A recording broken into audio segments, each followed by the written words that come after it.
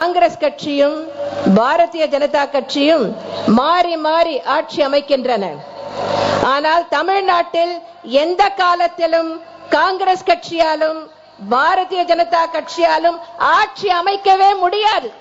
மத்தியிலே பாரதிய ஜனதா கட்சி தலைமையில் ஆட்சி அமைந்தாலும் காங்கிரஸ் தலைமையில் ஆட்சி அமைந்தாலும் இரு கட்சிகளிடையே வேறு எந்த பிரச்சனைகளில் மாறுபாடு இருந்தாலும் வேறு எது எப்படி இருந்தாலும் காவேரி நதிநீர் பிரச்சனையை பொறுத்தவரை பிஜேபியும் காங்கிரசும் ஒரே விதமான கொள்கையைத்தான் கடைபிடித்து வருகின்றன.